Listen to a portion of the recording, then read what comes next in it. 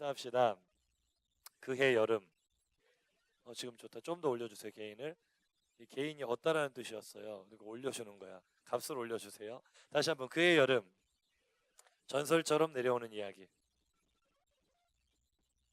오늘 설교 제목 거창하다, 그치?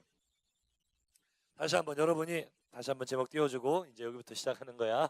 자, 여러분 설교 제목 읽고 시작하겠습니다. 시작. 라는 거창한 제목으로 말씀을 전하도록 하겠습니다. 자, 올 여름 떠올려 보세요. 기억납니까, 여러분? 올 여름 우리가 진짜 전설 같았던 추억을 많이 만들었는데 기억나요? 여름 수련회 어디로 갔는지 생각나니, 얘들아? 어디 갔었지, 여름 수련회? 조이 코리아. 거기가 어디였어? 세희야, 넘어가야 되는데 지금 어디였는지 기억나? 자, 저 사진 보니까 갑자기 또 심장이 뛰지 않니? 너무 아름다웠던 추억 아니었어? 나만 그렇게 생각을 하나 보다. 아직 설교 들을 준비가 안 된 것 같아요. 집중을 다시 한번 옆 사람에게 인사합시다. 정신 차리자. 자, 수련회 리뷰를 간단하게 해줄게. 얼마나 전설 같은 일들이 벌어졌었냐. 자, 밥 먹는 시간 기억납니까? 저녁밥 먹었다 안 먹었다? 저녁 시간마다 밥도 먹지 않고 줄을 서서, 줄만 섰습니까? 빨리빨리 안 움직인다고 앉아 일어나 하면서 엎드려 뻗쳐 하면서 기억 받았던 기억 난다 안 난다? 자, 옆에 지나가는 교회 애들 보면서 쟤들 뭐야? 나는 이상한 시선으로 바라보던 그 이상한 눈빛 기억이 난다 안 난다? 참 진짜 전설 같은 이야기였어요. 예배 시간 일찍 들어가려고 밥도 안 먹고 줄 서가지고, 그래서 예배에 들어갔더니 찬양 시간이 되니까 우리 애들이 미친다 안 미친다? 그냥 미쳐 또 완전히 미쳐. 세희야 타이밍 좀 맞추자. 완전히 미쳐가지고 조이 코리아 측에서 어떻게 해줬지 우리한테? 야, 차라리 니들이 올라가지고 찬양인도 하라고. 아니 그냥 혀를 내둘러 버렸어요. 그래서 우리가 무대를 점령을 했다 안 했다? 자료 사진은 못 찾은 거 양해 바라고. 저 앞에 있는 저 새하얀 무리가 누구야? 그렇지, 흰옷 입은 주의 백성들. 어디 교회? 목포사는 교회. 중등부? 아니고 고등부. 우리가 올라가가지고 찬양인들을 직접 할 만큼 진짜 뜨거웠던 거 이제 기억이 좀 나죠? 뿐만 아니라 또 잊을 수 없는 추억이 한 가지 있었지, 수련회에서. 그러죠, 압도적인 실력과 퍼포먼스로 그냥 그 엄청나게 숫자 많이 올라와서 또 우리를 긴장하게 했던 교회 하나 있었잖아, 그치? 그런데 뚜껑을 열어보니까 압도적으로 우리가 어떻게 했다? 이거는 뭐 누가 봐도 누가 1등이었어. 당연하지, 왜 자신이 없어, 박수빈. 우리가 했잖아. 자, 1등 했던 거 기억나죠? 자, 이제 달아오르기 시작했어. 그런데 이번 여름 수련회가 얼마나 대단했냐, 얼마나 전설 같은 수련회냐, 이 사진 한 장으로 다 끝납니다. 이 사진 한 장이면 모든 것이 다 이해가 돼. 아, 진짜 어마어마했던 수련회였구나. 어떤 사진이냐? 바로 이 사진이죠. 누가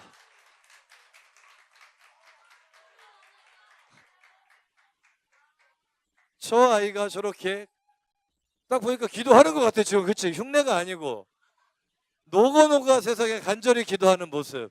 이 사진 한 장이면 끝난다 안 끝난다? 아, 진짜 어마어마한 수련회, 전설로 남을 수련회였습니다. 어느 정도였느냐? 우리 차수 수련회가 끝나자마자 조이 코리아 대표인 맹순주 목사님이 페이스북에 글을 올렸어. 본 친구들 있습니까? 읽어줄게요. 그 목사님이 직접 올리신 글인데, 이번 청소년 4차 캠프에 목포에 있는 교회에서 150여 명의 고등부가 참여했습니다. 한마디로 훈련이 참 잘 되어 있었습니다. 한 교회에서 많은 학생들이 등록하면 일부는 그 속에 묻혀서 대충 가려고 하는 경우가 많습니다. 그런데 그 교회는 달랐습니다. 집회 30분 전부터 주변 의식하지 않고 통성기도로 준비하고, 첫날임에도 찬양할 때는 찬양팀이 율동을 하지 않음에도 그 교회 전체가 율동하며 예배하고, 둘째 날 강당에 올라와서 밤새 기도하자고 외치는 모습을 보며 대한민국 교회 청소년부의 롤모델을 보게 되었습니다. 아이들 비위에 맞추고 눈치 보고 예배 시간에 핸드폰을 만져도 시험 들어서 교회 안 나올까봐 말 한마디 못하는 모습이 지금 우리 청소년부 모습입니다. 물론 목포의 교회처럼 주의 군사로 세우는 교회도 많이 있습니다. 청소년부는 말씀과 복음이 역사할 때 부응합니다. 이제 숫자는 있고 한 사람의 군사로 세우는데 온 힘과 마음을 쏟아야 할 때인 것 같습니다. 대한민국 청소년부 무조건 소망 있습니다. 모두 파이팅입니다.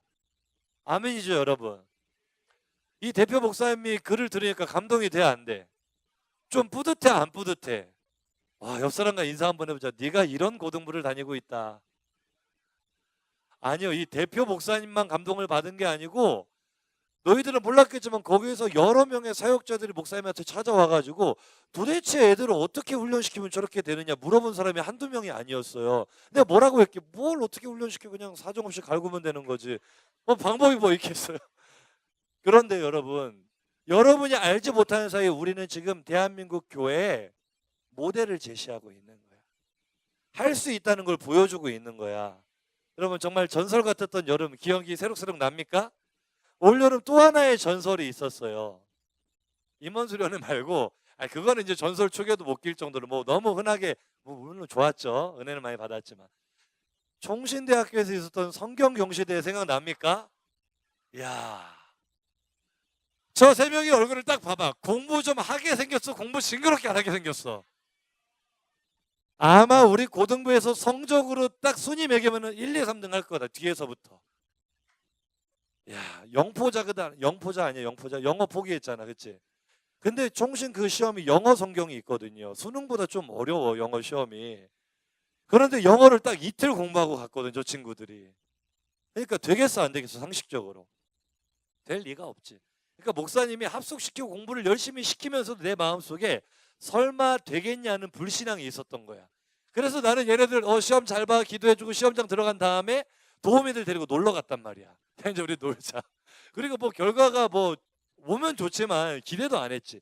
그런데 어떤 결과가 나타났다? 와, 다시 봐도 소름 돋아. 보이니 글씨? 전국 고등학생 성경 경시 대회 은상. 이름 김한결.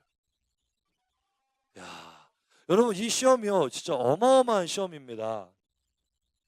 이번 수능 점수 기준으로 총신대학교 신학과 가려면 몇 등급 나와야 될까, 수능? 적어도 2등급 때 나와야 들어가는 학교예요, 그죠? 갑자기 분위기가 싸해진 거는 옆 사람에게 한번 물어봅시다. 너 이번엔 성적이 말 꺼내지 않았으면 좋겠지. 그런 어마어마한 학교를 들어가는데 수능 점수와 관계없이 이 시험에서 4등 안에 들면 합격이 결정이 되는데 공부 징그럽게 안 하는 김한결이 몇 등을 했다? 좀 남의 일이라고 시큰둥하지 말고 얘들아, 1학년들 잘 들어봐. 너희들 중에도 여기 갈 사람이 있을지 몰라. 몇 등을 했다고? 이거는 진짜 앞으로 목사님이 가는 곳마다 길이길이 전파될 전설이야, 전설. 왜냐면 갈 만한 놈이 갔으면 내가 그런가 보다 했을 텐데 그러잖아. 작년에 우리 졸업한 선배들 중에 선도, 홍일고, 김선도 알지? 걔 공부 되게 잘했잖아, 그치? 걔가 수능 봐가지고 총신대 신학과 겨우 들어갔거든. 써놓고도 나한테 찾아가지고 목사님 저 떨어질 것 같아요. 어떻게 할 거 막 상담받고 그랬단 말이야. 그런 학교를 누가 들어갔다고 지금? 지금 저 시큰둥하게 교만하면 안 돼, 한결아. 진짜 전설 같은 여름이었어요. 여러분 인정합니까? 또 우리가 그 합숙할 때 또 하나의 전설 같은 이야기가 있었잖아. 우리가 합숙할 때 또 더워가지고 목사님이 또 멋있게 상의 탈의를 하지 않았겠어? 그랬더니 예찬이가 그 목사님의 이 상의 탈의한 모습 속에서 식스팩의 흔적을 봤다는 그런 전설 같은 이야기가 하지 말자, 이거는. 사실 이 전설 같은 이야기, 그의 여름 이야기를 하는데 올여름 이야기만 하고 싶은 건 아니고요. 사실은 이 추운 겨울에 여름 이야기를 하려니까 별로 마음에 안 와닿는 것 같아, 그치? 겨울에 겨울 이야기를 하지 왜 여름 이야기냐. 겨울 이야기 한번 해봅시다. 날씨가 점점 추워지니까 작년 이맘때가 생각이 나는 거야. 이 설교 준비하게 된 배경이 이거거든. 작년 이맘때 정도에 가장 이슈가 되었던 드라마 뭐였는지 생각나니, 얘들아? 기억납니까, 여러분? 날씨 추워지면 이게 딱 생각이 나더라고. 그잖아, 그치? 이 응답하라 1988. 근데 생각해보니까 웃긴 게 1988년에 태어나지도 않은 것들이 뭐가 좋다고 이 드라마에 열광을 했단 말이야. 그렇지? 그러잖아. 태어났어, 안 태어났어? 1988년에 태어난 사람 손 한번 들어보세요. 봐봐, 쌤들밖에 손 안 들잖아. 아무도 안 태어났어. 니들은 태어나지도 않았지만 나는 1988년에 이미 세상의 이치를 다 알았다는 무려 5살. 나는 이 시대를 알거든. 나는 서울올림픽 굴렁쇠 소년 봤단 말이야. 그러니까 공감을 하는데 니들은 왜 공감을 하지? 하여튼 이 드라마 재밌었어요, 안 재밌었어요? 응답하라 시리즈는 나오는 족족 대박을 치잖아, 맞죠? 그래서 우리가 사실은 지금도 후속편을 기다린다, 안 기다린다? 엄청 기다려. 나는 지금쯤 나올 줄 알았는데 안 나와서 좀 실망을 했는데 우리 사람들이 후속편을 기대할 때 이번 후속편은 몇 년도 이야기일까? 제일 많이 기대하는 거 몇 년도? 몇 년도? 전 살아본 적이 없어가지고 잘 모르는구나 시대가. 이 인터넷의 여론조사 이 동향을 보니까 사람들의 의견을 보니까 제일 많은 그 표를 받은 연도가 언제일 것 같아요, 선생님들? 2002년. 그날 무슨 사건이 있었지 그해? 올림픽이 아니고 주찬미. 티를 낸다니까. 티를 이제 내가 곧 설명할 거야. 그래 올림픽인지 월드컵인지 모를 수 있지. 뭘 알겠어. 이제 막 기어다녔을 텐데 그치? 야 진짜 내가 설교 준비하다 다시 한번 깨달았다. 지금 설교 듣고 있는 너희들이 전부 다 2000년을 전후로 태어난 인간들이라는 거. 세상에 그때도 사람이 태어났다는 거. 자 지금 광화문을 가득 메우는 촛불 시위 수백만 명의 인파를 보면은 진짜 경이롭죠. 근데 사실 2000년 너희들 잘 모르겠지만 그때는 광화문이 문제가 아니고 대한민국 전체가 경이로웠어. 서울시청 잠깐 보여줍니다. 2002년 월드컵 당시. 저 빨간 게 점이 아니고 사람이야 사람. 조금 더 확대해 볼까요? 조금 더 옆으로 보여주세요. 이게 시청 앞에 사람이야. 별로 안 놀라는 거 보니까 역시 그때 잘 몰랐어. 그냥 기어다녔어. 선생님들은 이때 감동 기억하시죠? 그러니까 왜 오늘 설교 제목이 막 전설 같은 이야기 해가지고 훅가시를 많이 넣느냐? 목사님 세대만 돼도 사실 어제 일처럼 생생해 2002년이. 그 붉은 함성이 들린단 말이야. 그죠 쌤들? 설교를 좀 도와주세요. 맞죠?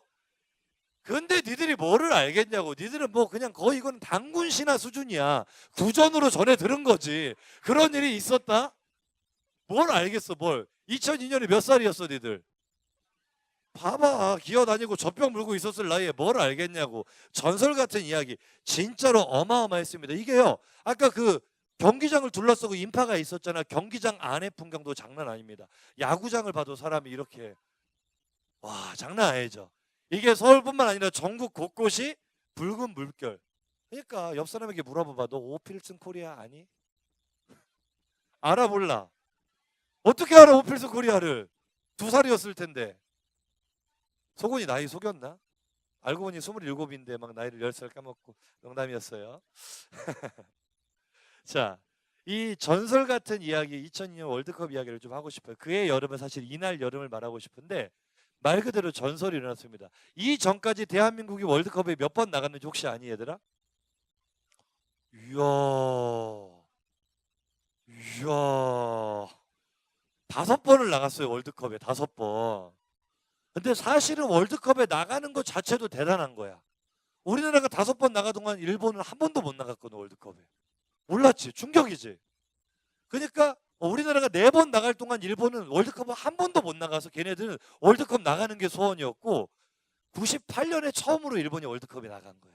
우리나라는 98년에 이미 5번째 월드컵에 나갔는데 사실은 일본보다는 괜찮지만 그래도 도찐 개찐인 게 뭐냐면 쌤들은 아실 거예요. 우리나라가 월드컵에서 단 한 번이라도 이겨본 적이 있을까 없을까? 진짜 한 번 이기는 게 그렇게 힘들더라. 한 번 이기는 게. 한 번도 이겨본 적이 없어. 더 기가 막히게 뭔지 알려줄까?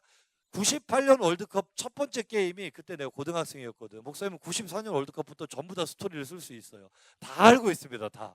94년에 태어났니 얘들아? 그래 내가 이러고 있다 그래. 98년 월드컵 첫 번째 게임이 멕시코전이었어. 멕시코전. 멕시코전에서 한국이 하석주가 프리킥으로 그림 같은 프리킥으로 골을 넣었다고. 스코어가 몇 대 몇? 1대 0. 역사적인 사건이었어요.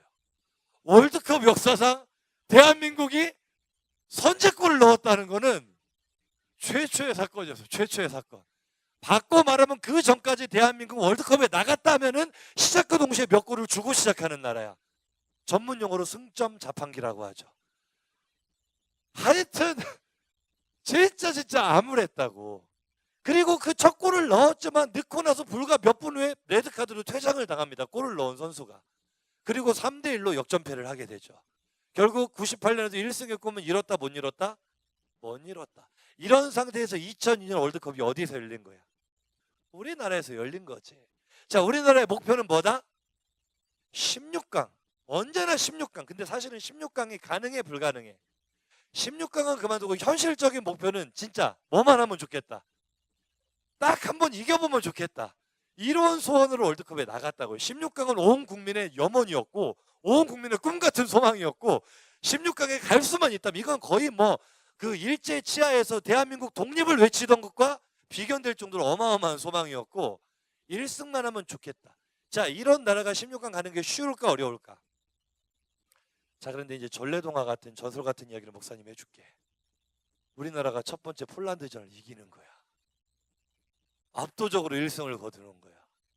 두 번째 미국전을 또 비기는 거야. 마지막 당시 세계 최강이라고 하는 스페인이 아니고 포르투갈 피구 선수가 뛰고 있는, 피구 선수가 아니고 축구 선수인데 이름이 피구예요. 아니, 대단한 선수인데 잘 모르는구나. 한 시대를 풍미했던, 지금으로 치면은 거의 뭐 호날두나 메시 정도 되는 그 정도의 선수가 있는 그 포르투갈을 우리나라가 또 이겼잖아. 무려 2승 1무로 조 1위로 어디에 올라간다? 16강. 근데 너희들 2002년에 결과가 어떻게 되는지 잘 모르지? 전래동화처럼 구전으로만 들어서 잘 모르지? 우리나라가 어디까지 올라갈게? 어떻게 알았어? 자, 보세요. 2002년 전까지 단 1승도 거두지 못했던 우리나라가 어디까지 올라갔다? 전 세계에서 몇 등까지 올라갔다? 준결승. 말이 돼, 안 돼? 이런 일이 일어날 수가 있어, 없어? 따라합시다. 그야말로 전설이었다. 도대체 어떻게 이렇게 전설 같은 이야기가 나올 수 있었을까? 그해 여름에. 왜 그해 여름에 대한민국이 열광이었는지 이제 이해가 좀 됩니까, 여러분? 난리다. 그때는 우리나라 16강 올라갔을 때 막 남의 차에 올라가가지고 막 뛰면서 차가 찌그러지는데 심지어 차 주인도 좋아서 같이 올라가서 뛰고 있는 거예요. 이게 온 나라가 제정신이 아니었어요. 그냥 열광의 도가니였는데 이해가 되죠? 있을 수 없는 꿈 같은 이야기가 현실이 됐다, 안 됐다? 전설 같은 이야기가 완성이 된 겁니다. 어떻게 이런 전설 같은 이야기가 이루어질 수 있었을까? 여러분 보세요. 모든 사람은 꿈이라고 생각하고 사실은 꿈도 꾸지 않았어. 대한민국이 4강 올라갈 거라고 꿈꾼 사람이 있었을까, 없었을까? 16강만 올라가도 성공이라고 생각했을까, 안 했을까? 아마 대부분의 사람들이 꿈을 꿨다면 16강의 꿈이었을까요? 그렇죠. 누구도 꿈꾸지 않았던 그 일이 실제로 일어난 이유는 목사님 생각할 땐 이거예요. 적어도 단 한 사람은 꿈은 꾼 것 같아. 적어도 단 한 사람은 4강을 바라봤던 것 같아. 그가 누구일까요? 야, 잘한다. 오늘 설교가 막 죽이 착착 맞는다. 바로 거스 히딩크 감독이, 너무 그 인터뷰가 감동이었어요. 대한민국이 16강 진출을 확정짓던 그날 밤 온 나라가 축제였어요. 막 그날은 술집도 다 공짜, 막 마음껏 드세요. 막 온 나라가 미쳤어. 제정신이 아니었다고. 뭐 어떻게 아냐고, 그거를? 뉴스에 나와서 알지. 내가 어떻게 알겠니, 목사님이. 그날은요, 하여튼 어디를 가도 돈도 안 받고 온 나라가 축제로요, 그냥 샴페인 터뜨리고 그냥 축제 분위기로 대한민국이 들떠 있었는데, 그날 밤 조용히 16강 상대인 이탈리아전을 분석하던 한 사람, 히딩크 감독. 감동이 되지 않습니까, 여러분? 우리나라는 이미 샴페인 터뜨린 거야. 이미 목적을 이뤘어.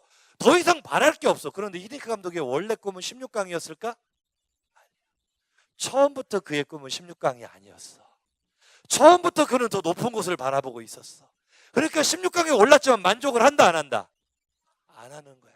그래서 이때 히딩크의 명언이 여기서 나오는 거잖아요. 그날 나온 명언이 뭐죠? 나는 아직 배고프다. 왜 웃어? 왜? 아마 우리가 웃는 이유는 이 사진을 볼 때마다 우리가 떠오르는 한 사람의 인물이 있기 때문에. 어디 갔니, 혜윤아? 누가 떠오르지? 그래, 이것 때문에 우리가 좀 웃기긴 했는데. 그래. 이 사진 참 많이 써먹는다. 이제 오늘 지나고 예배 2번만 더 드리면 졸업하는 마당에 정혜윤 졸업 축하짤이다, 축하짤. 이번 주 저기 그 성경 암송 그 배경은요, 이걸로 만들어 주세요. 좋을 것 같아. 난 아직 배고프다. 그런데 요즘 혜윤이 다이어트 하고 있어요. 태가 안 난다는 게 함정이지만 어쨌거나 다이어트를 하고 있어요. 근데 내 눈에는 태가 안 나는데, 아니 어제 진짜 전설 같은 얘기가 또 하나 있었어, 얘들아. 우리가 토성축제에 가면은 현재까지는 경수가 회장이잖아. 다음 주 12월까지는 경수가 맨 뒤에 앉아서 출석 체크를 하거든. 그런데 어떤 사람이 앉아 있는데 경수 말이야, 경수 말이, 회장이 이상하다. 누구지? 하고 초성 체크를 못했대. 왜 그러냐면 혜윤이 형 같기는 한데 뒷목이 좀 덜 접혔대. 뒤에 목살이, 그러니까 살이 빠졌다는 거지. 혜윤이가 목살이 좀 평소보다 덜 접혀가지고 긴가민가 하다가 화면에 우리 출석 체크하는 거 화면 보고 혜윤이 형이네 하고 체크를 했다는 거야. 근데 어제 혜윤이하고 목사님 사우나 갔다 왔거든. 내가 볼 때는 아직도 영락없이 그냥 한 마리의 하마거든. 사우나에 몸을 딱 담그고 하품을 쩍 하는데, 야, 이거 진짜 아프리카 쇼어를 누비나 하마 빼다 박았어. 강명석 권사님 이 설교를 들으시면 안 되는데 나 죽는데. 하여튼 이 히딩크 뭐하다 여기까지 왔어. 이 히딩크 감독의 그 꿈이야, 꿈. 그러니까 우리가 16강부터 이제 카드 섹션이라고 해서 응원석에서 그 메시지를, 커다란 사람들이 카드를 들어가지고 메시지를 만들었거든요. 4강전의 메시지가 이겁니다. 기억납니까, 여러분? 꿈은 이루어진다. 사실 저기 가운데 별이 월드컵 우승을 뜻하는 거거든. 우승하면 유니폼에 별 3개잖아.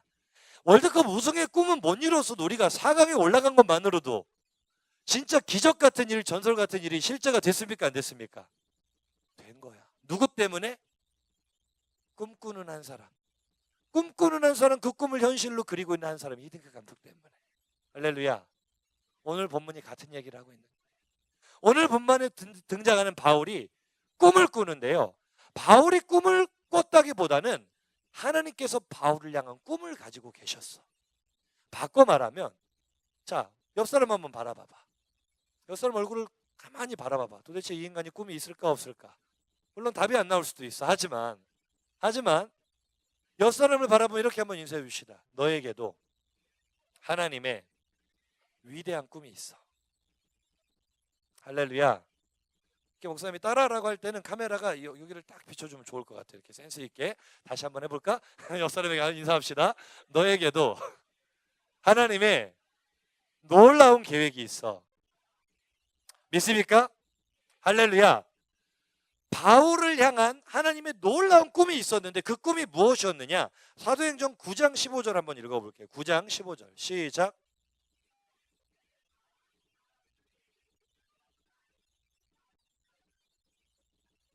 택한 나의 그릇이라. 아멘. 자, 하나님의 꿈이 뭐였어요? 바울을 누구 앞에 세우고 싶어요? 이방인, 그 다음에 이스라엘 사람들 앞에 세우고. 중요한 거는 저기에 뭐가 눈에 딱 들어옵니까? 누구 앞에 세우고 싶어 하나님은 바울을? 임금들 앞에 아무나 설 수 있어요, 없어요? 그러니까 바울을 향한 하나님의 꿈이 커요, 작아요? 사실은 임금들 앞에 세우겠다는 것은 로마 제국이 전 세계를 다스리는 당시에 누구 앞에 세우겠다는 거야? 로마 황제 앞에 누구를 세우겠다는 거야? 바울을. 뭐 하기 위해서? 내 이름을 전하기 위해, 예수의 복음을 전하기 위해 바울을 세워서 결국에는 바울이라는 한 사람을 통해 로마를 정복하겠다는 꿈을 하나님은 꾸신 줄로 믿습니다. 누구를 향한 꿈이었다고? 바울을 향한 꿈. 그런데 봐봐 얘들아, 우리는 바울이 대단한 사람인 줄로 알고 성경의 결과를 알으니까 그렇구나라고 고개를 끄덕끄덕 하겠지만, 기본적으로 잘 들어보세요. 기본적으로 하나님의 꿈은, 따라합시다, 말이 안 된다. 기본적으로 말이 안 돼. 왜? 바울이 지금 뭐 하는 사람이었느냐? 바울이 어떤 사람이었느냐? 바울이 원래 이름이 사울이거든요. 사도행전 9장 1절에서 2절, 그 같은 장의 1절 2절은 바울의 상태를 이렇게 표현합니다. 읽어봅시다. 시작.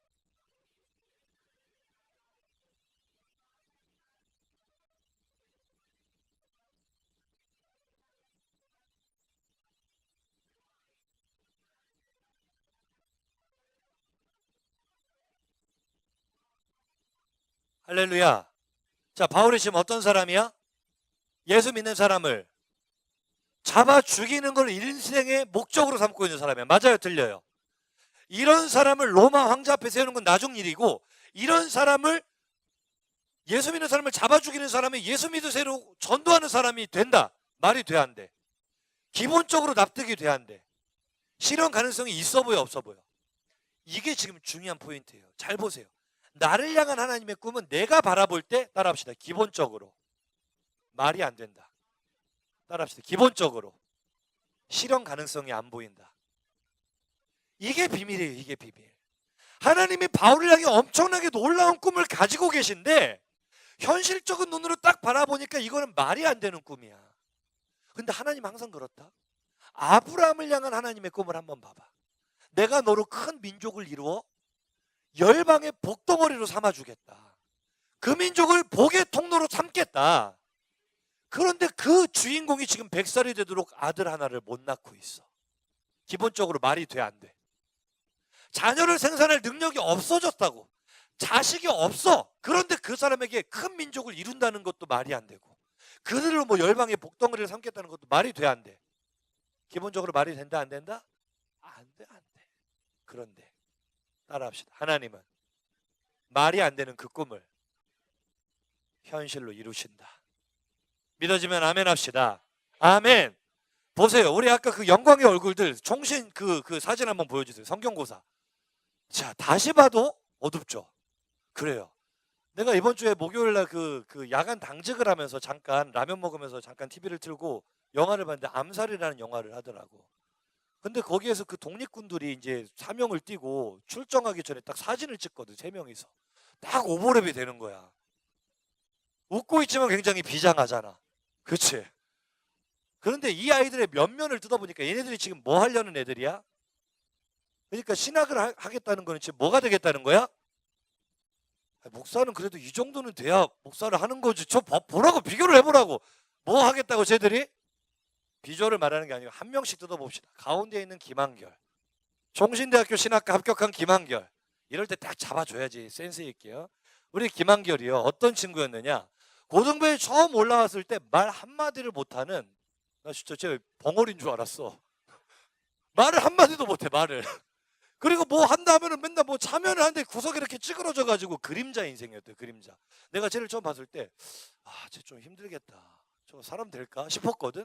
근데 제가 뭐가 된다고? 말을 하는 목사가 된대. 말이 돼, 안 돼? 기본적으로 말이 안 돼. 왼쪽에 있는 저 박예찬 어디 있어? 박예찬 손 들어봐. 너 저게 어떤 놈인지 아니, 얘들아? 저게 저 홍일구에서 유명한 양아치거든요. 저 생긴 거 저리 생겼지. 저런 것들이 문제야. 원래 좀 놀게 생긴 애들은 안 놀아. 좀 험상궂게 생긴 애들 있잖아. 그러니까 험상궂은 애들 누구 있어? 누구? 저 노건호. 저거는 생긴 것 같이 또 놀아. 저건 아니고 그 뒤에 험상궂게 생긴 저거 이대영이나 저 김경석, 저런 애들 한번 봐봐. 딱 봐도 이 포스가, 이 깍두기 형님들 포스가 나오잖아. 지금 딱 등기대고 저 돌거드는 자세 봐라. 저런 애들은 의외로 착해. 근데 저 박예찬, 저렇게 생긴 것들이 꼭 사고 치고 다니거든. 불과 몇 달 전만 해도요, 술에 쩔어 있고 담배에 쩔어 가지고 학교보다 유흥업소가 더 어울리던 친구였어. 저 친구가 이 양아치들하고 어울리면서, 일진 패거리들하고 어울리면서, 하여튼 그래 안 그래? 좀 대답도 못한다. 하여튼 못된 짓은 다 하고 다녔던 제가 갑자기 어느 날 은혜 받더니 예수를 믿고 술을 끊고 담배를 끊고 지금은 새벽부터 나와가지고 예배드리고, 지금 금식 중이야. 또 금식 중. 지금 찬양제 섬겨야 된다고. 하여튼 뭐 그거는 그거고, 원래 박예찬을 봤을 때 저게 신학교를 간다, 말이 된다 안 된다? 기본적으로 말이 안 돼. 그런데 여기까지는 지금 장난이야.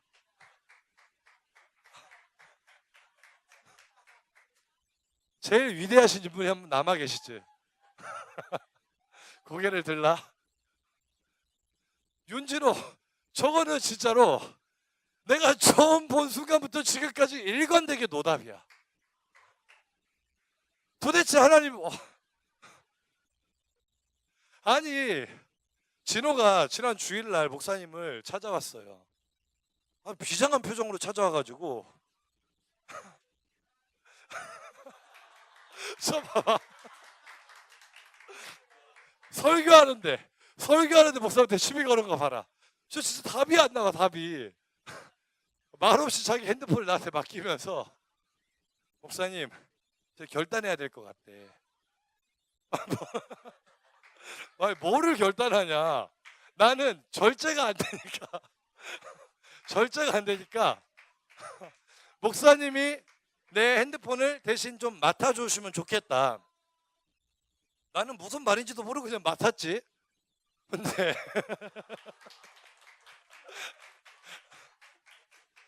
근데 진호가 왜 나한테 핸드폰을 맡겼을까? 별로 마음에 잡히는 게 없는데 지난주부터 우리 청바지가 좀 공격적으로 바뀌었거든요. 그 청바지라고 제자훈련 받는 친구들이 체크하는 항목이 있잖아. 체크 항목 중에 신선한 항목이 있어요. 야동 금지. 아, 이건가 싶었어. 그래가지고 그냥 뭐 진호의 그 마음이 너무 귀하잖아. 그래 안 그래요? 아, 진짜로 저것이 사람이 돼가고 있구나. 내가 감동을 받았지. 그리고 기쁜 마음으로 핸드폰을 받아뒀다고. 그리고 이제 어제 김장할 때 만났을 거 아니야. 야, 진호야 잘 지냈냐 하니까 대답이 없어. 야, 야동 안 보고 살만하대 하니까 더 말이 없어. 그러더니 목사님 저 아무래도 안 될 것 같아 이러는 거야. 저 집에 혼자 있으면 진짜 안 될 것 같다고. 내 생각에 아마 집에 있는 컴퓨터로 즐감하시지 않았나 예상이 되는데 핸드폰을 맡겨놓고 일주일을 못 참아. 일주일을. 그런데 목사가 되겠다고. 아니 뭐 목사님 뭐 인격 보도가 아닙니까 할 수 있는데 괜찮아. 진호야 사랑하는 거 알지 목사님이? 큰 인물 될 거예요. 큰 인물. 이런 애들이 목사가 되겠다 한다는 것 자체가 기본적으로 말이 된다 안 된다? 하나님도 진짜 힘드실 것 같아. 그런데 하나님은 이 친구들에 대한 놀라운 꿈을 가지고 계세요. 그리고 이들을 어마어마한 주의 종으로 만드실 거야. 할렐루야. 진호가 나한테 그래. 내가 장지훈 목사님을 견뎠는데 내가 어디 가서 누구를 못 견디겠습니까? 막 이러고 있다. 그러더니 나중에 나 담임 목사 되면 꼭 우리 교회 부목사로 오겠대. 누가 뽑아준대? 하여튼 뭐 그래요. 자, 기본적으로 말이 안 되는데 진짜 더 말이 안 되는 건 그 사람이 바뀐다고 치자고. 바울이 바뀌었다고요. 그런데 식민지 유대 출신 한 사람이 어떻게 로마 황제 앞에 설 것이며 로마 황제 앞에 선단들 그 작은 한 사람이 어떻게 로마를 먹겠냐고. 그런데 하나님은 바울에게 그 꿈을 주셨는데 우리에게는 주실까 안 주실까? 나에게는 주실까 안 주실까? 옆 사람에게 물어볼까? 너는 어떠냐? 옆 사람에게 인사할까요? 하나님은 너를 향한 힘을 줘서 엄청난 꿈을 가지고 계시고 하나님께는 능치 못함이 없으시다. 믿어지면 아멘 합시다. 이 설교할 때요 따라서 하는 사람들이 은혜를 받는 거야. 여러분에게 하나님 바울처럼 엄청난 꿈을 가지고 계신 줄로 믿습니다. 근데 그 꿈은 현실적으로는 이거는 좀 아닌 것 같아 싶을 수도 있어. 왜냐면은 난 지금 수시도 다 떨어져가지고 이게 지금 어떻게 해야 될지 답이 안 나오거든. 근데 뭔 엄청난 꿈? 아니에요. 목사님은 수시가 문제가 아니고 대학을 다 떨어졌어. 대학을 다 떨었지만 나를 향한 하나님의 꿈은 이루어진다 안 이루어진다? 이루어진다는 거. 할렐루야. 말도 안 되는 꿈인데 이게 이루어지기 시작하는데 그 비결이 있어요. 바울은요 기본적으로 말이 안 되고 상식적으로 납득이 안 되고 실현 가능성이 제로인 그 꿈을 품은 거야. 하나님의 왜냐면 아나니아 아까 그 말씀은 아나니아라는 사람에게 지금 바울이 다메섹에서 예수님을 만나서 앞을 못 보고 있는데 네가 가서 기도 좀 해줘라 하면서 아나니아가 아니 그 사람은 예수 믿는 사람 잡아 죽이는 사람인데 제가 가서 눈 띄워주면 나부터 죽일 건데 제가 어떻게 합니까? 막 주저주저 하니까 이때 하나님 하신 말씀이 아니야. 그 사람은 내가 임금들 앞에 세우려고 택한 내 그릇이야. 만나라 이렇게 해주시니까 아나니아가 사도 바울을 안수기도 해주면서 또 자기도 불안한 마음에 자초지종을 설명을 했을 거 아니야. 그래 안 그래? 하면서 하나님의 바울을 향한 하나님의 꿈을 말을 해줬을까 안 해줬을까? 해줬겠지. 바울이 들은 거야. 나를 임금들 앞에 세운다고? 나를 로마 황제 앞에 세운다고? 나를 통해 로마를 하나님께서 복음으로 집어삼킨다고? 말이 안 되잖아. 이제 막 예수를 처음 만났는데 바울은 내가 뭐를 알아서 무슨 능력이 있어? 내가 어떻게? 그런데 바울은요 이 꿈을 자기 걸로 품었어요. 이 꿈을 현실로 믿었다고요. 그리고 날마다 이 꿈을 현실로 그렸던 거야. 그게 어디 나오냐? 오늘 본문 말씀이에요. 오늘 본문 19장 21절 한번 읽어볼까요? 시작.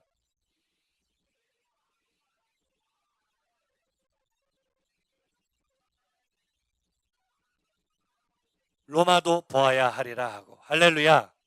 이 일이 있으니 어떤 일이 일어납니까? 에베소에 갔더니 바울 사도를 통해 엄청난 역사들이 일어나기 시작하는 거예요. 부흥이 일어나기 시작하고 회복이 일어나기 시작하고 사람들이 마술에 빠져 있다가 그 마술책을 어마어마한 금액의 마술책을 다 불태우고 한 지역이 살아나는 역사가 일어나기 시작하는데 바울이 그것을 보면서 얼마나 감격했겠어. 하나님이 나를 사용하시는 거 보면서 감사했을까 안 감사했을까? 좋았을까 안 좋았을까? 좋았어요. 그런데 바울이 거기에 머무르지 않는 거야.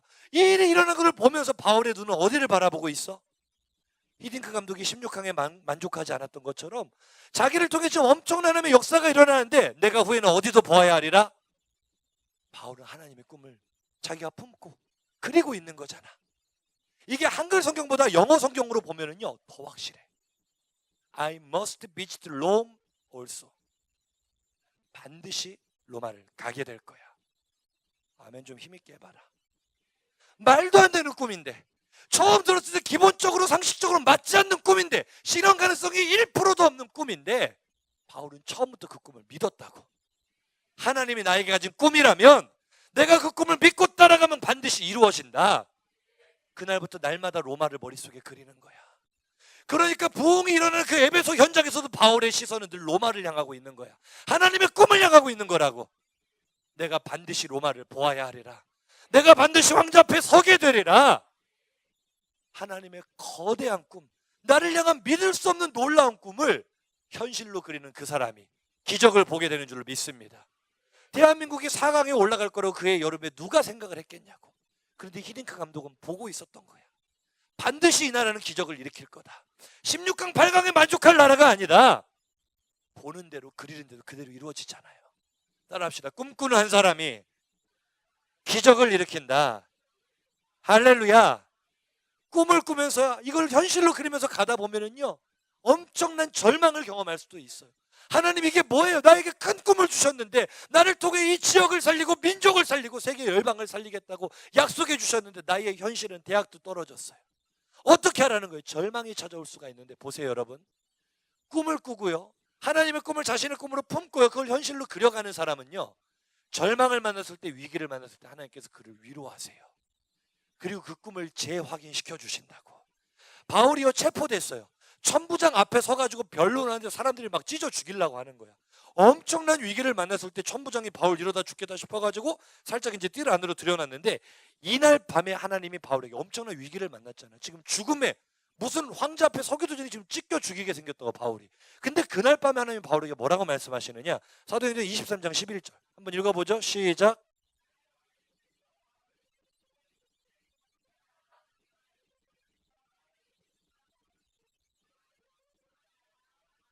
할렐루야. 꿈 그대로 다시 한번 확인시켜 주시잖아. 야 바울, 너 지금 체포됐다고 낙심하고 있니? 너 지금 사람들이 너 죽이겠다고 하니까 너 두려워? 걱정하지 마. 담대해라. 내가 너를 반드시 로마 황제 앞에 세울 거야. 네가 꿈꾼 대로 현실로 그린 그대로 이루어 줄 거야. 그러니까 바울은 그 큰 바다에서 풍랑을 만나도 담대한 거야. 그 사람들을 위로할 수 있는 거야. 나 때문에라도 당신들 하나님께서 살려주실 거다. 왜? 나는 로마 황제 앞에 서야 될 사람이니까. 나에겐 꿈이 있으니까. 여러분 지금 하나님께서 여러분을 향해 어떤 마음을 가지고 계신지 느껴지세요? 따라해 봅시다. 하나님은 분명히 나를 향해서도 큰 꿈을 가지고 계신다. 여러분 꿈을 포기하지 말라고요. 현실적으로 불가능해 보여도 포기하지 말란 말이야. 하나님이 주신 꿈이라면 내가 그것을 믿고 현실로 그리며 따라가면 반드시 이루어질 줄로 믿습니다. 그래서 우리는 큰 꿈을 품어야 돼, 작은 꿈을 품어야 돼. 큰 꿈을 품어야 돼. 그리고 이루어진다고 믿어야 돼, 안 믿어야 돼? 믿어야 돼. 큰 꿈에 대한 이야기 아주 적절한 예화를 한마디 하고 설교를 마칠 거예요. 지난주 토요일 날, 아니 지지난주, 어제 말고 그 전주 토요일 날 기도회 마치고 성현이하고 장미의 거리에 갔어. 인형을 뽑으러. 왜냐하면 너무너무 뽑고 싶은 인형이 있었거든. 그 인형이 뭐냐? 목사님을 너무나 그대로 빼다 박은 꼬부기. 그 초롱초롱하고 맑은 눈동자를 보면 꼭 목사님하고 똑같지 않냐? 아니오라고. 알았어요. 이 꼬부기는 근데 인형 사이즈가 일단은 크잖아, 그치? 근데 너희들이 알다시피 목사님이 인형 뽑기에 고수다 하수다? 고수인데 사실은 너네들 가방에 달고 다니는 주먹만한 인형 있잖아. 이거 전문가야, 이거 전문가. 이거는 거의 뭐 1,000원에 한 객볼로 뽑을 수 있거든. 근데 이만한 인형은 사실 나도 자신이 없어. 해본 적도 잘 없고 일단 너무 비싸. 한 판에 1,000원씩이나 해. 거기다가 잘 잡히지도 않아. 그래서 자신이 없는데 너무너무 꼬부기가 갖고 싶어가지고 성현이랑 가가지고 있는 돈을 다 털었어. 10,000원이 좀 넘더라. 근데 세상에 그 장미거리에 있는 뽑기방을 다 가봤는데 꼬부기는 한 마리도 없고 딱 한 군데 그것도 딱 한 마리만 있는 거야. 진짜 이상하게 생긴 이상해 씨 뭐 이런 것만 많이 있고 꼬부기는 딱 한 마리 있어. 딱 한 마리. 꼬부기 딱 한 마리를 잡기 위해서 우리 둘이 이제 열심히 해봤겠지. 근데 목사님이 그래도 잡는 기술이 좀 있잖아. 아무리 잡아도 안 잡히는 거야. 근데 조금만 하면 잡힐 것 같아. 조금만 하면은. 근데 안 잡혀. 돈이 다 떨어졌어. 야, 성현아 어떻게 하지? 했더니 어떻게 할까 하다가 유리미가 이 앞에 사니까 유리미를 부르자. 우리가 돈이 떨어졌으니까 물줄을 부르자. 유리미한테 전화를 했지. 유리미도 돈이 없대. 비참했어요. 그래가지고 어떻게 하나 하다가 다른 사람들 하는 거 관찰했더니 사람들 마음이 다 똑같은 거야. 오는 사람마다 꼬부기만 도전을 하는 거야. 우리가 본 바로만 한 2, 3만 원 이상을 쓰더라고 사람들이. 근데 이 도도한 꼬부기가 잡히질 않는 거예요.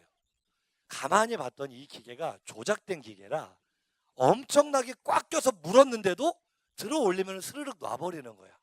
잡을 수가 없는 기계였어요. 자, 이건 안 되는 거야. 못해, 못 잡아. 포기하면 끝나. 아무것도 얻을 수 없어. 이때 우리에게 필요한 게 뭐다? 오늘 설교의 주제, 큰 꿈을 품어야 돼. 어떤 큰 꿈을 품어야 되느냐? 나는 반드시 꼬부기를 잡고야 말리라. 어떠한 어려움과 난관을 돌파하고서라도 꼬부기를 잡고야 말겠다는 큰 꿈을 품었어요 목사님이. 그리고 집으로 갔죠. 그 꿈이 얼마나 간절했는지 자다가 꿈에도 나와. 그날부터 공부를 했어요. 인형 뽑기 기계마다 회사가 다 다르더라고. 아, 이 회사 기계는 이런 특성이 있구나. 이 회사 기계는 이런 특성이 있구나. 공부를 시작을 했어. 그리고 머리로 이미지 트레이닝을 한 거야.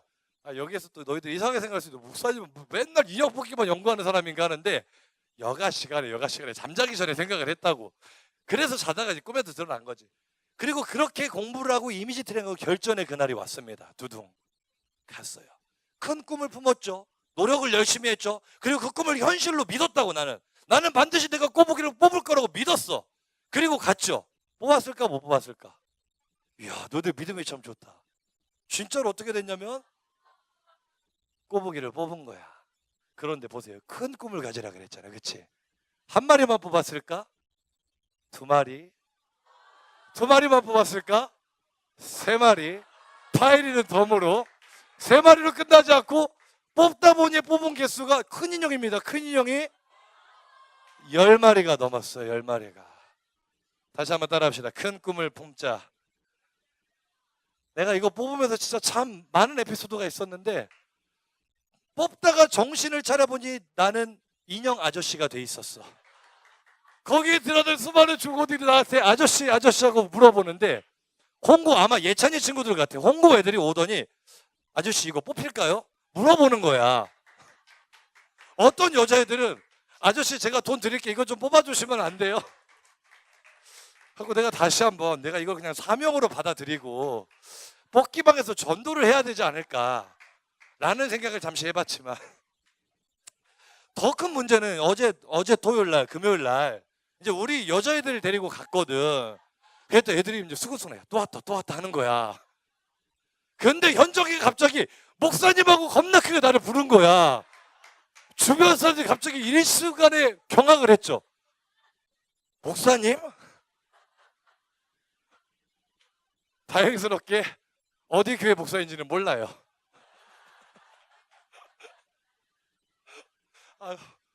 그래서 빨리 이제 은퇴를 하고 잠적을 해야 될 것 같아요.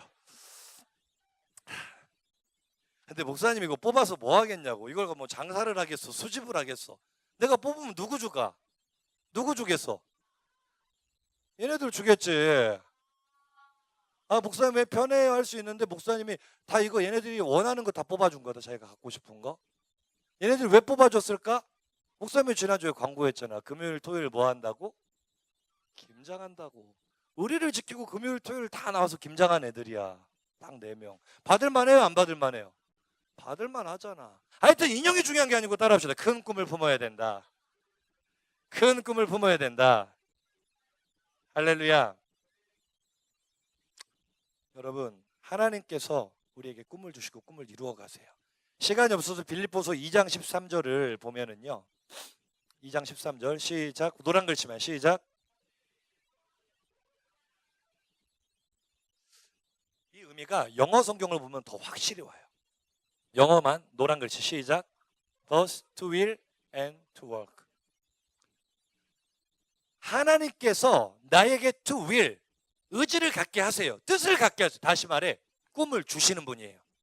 뿐만 아니라 보스잖아. and to work. 그 꿈을 이룰 수 있도록 일하게 하십니다. 그 꿈을 이룰 능력도 주십니다. 하나님이 하시는 거예요. 하나님이. 꿈을 주시는 분도 하나님, 그 꿈을 이루어 가실 분도 하나님.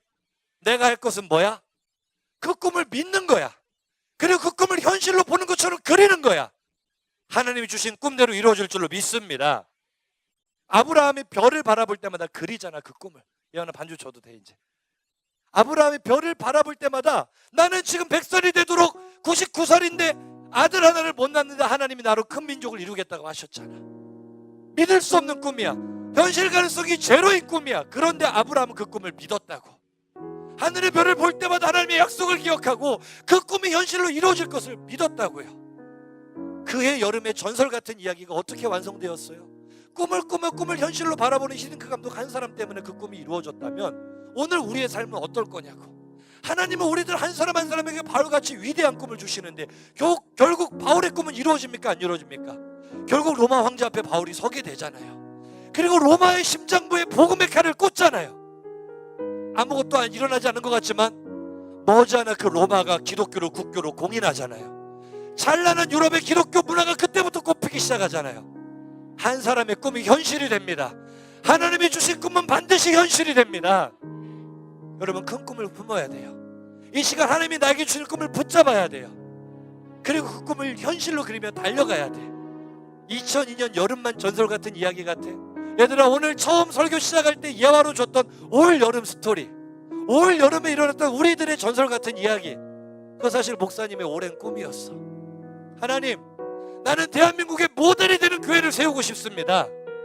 하나님 정말 주일 성서 제대로하는 친구들 보란듯이 좋은 대학 보내고 싶습니다. 항상 기도해왔고 항상 꿈꿔왔다고. 근데 너무나 부족하지만, 너무나 보잘것없지만 하나님께서 지금 목사님같이 연약한 사람을 통해서 하나씩 그 꿈을 이루어 가시잖아. 아직 보이지 않지만 더 큰 미래를 바라보는 거야. 아직 이루어지지 않았지만 내 안에 더 큰 꿈이 있다고.